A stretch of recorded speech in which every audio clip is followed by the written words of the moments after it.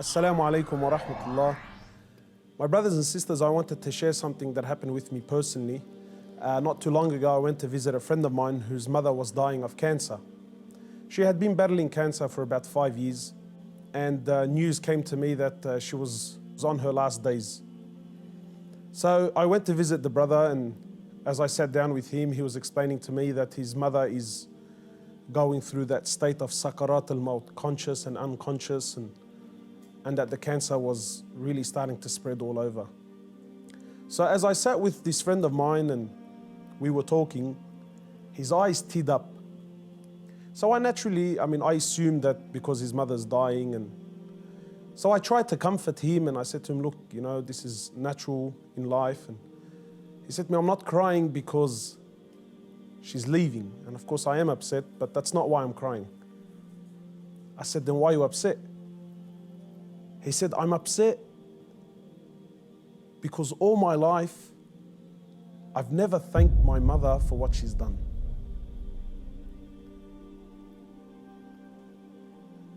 And honestly, I can't explain what happened to me when he said these words, He said, all my life, I've never once in my life said thank you to my mum.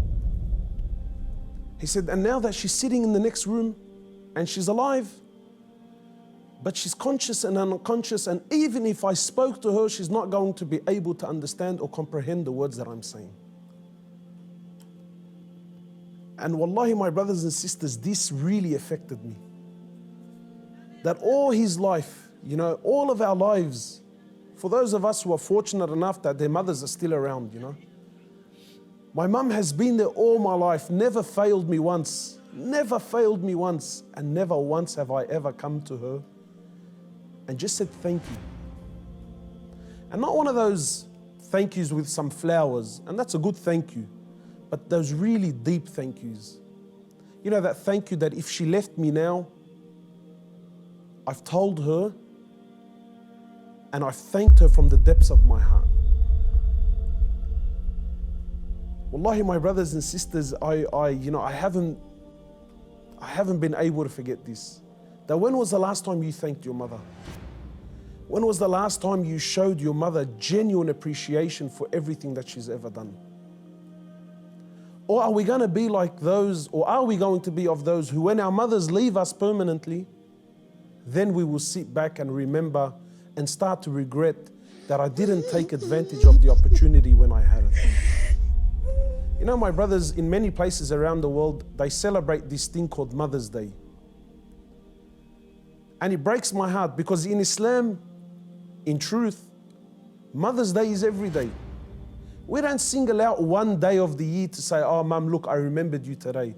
But rather, we're ordered by Allah and His Prophet, more or less, to remember our mothers on a daily basis. A man came to the Prophet of Allah and he says to him, O Prophet of Allah, and many of us get this hadith wrong. He says, O Prophet of Allah, who is most deserving of my kind treatment? He says to him, your mother. He says, then whom? He said to him, your mother. He said to him, then whom? He said to him, your mother. He said, then whom? He said, then your father. Many of us, we interpret this to be love, that my mother is most deserving of my love.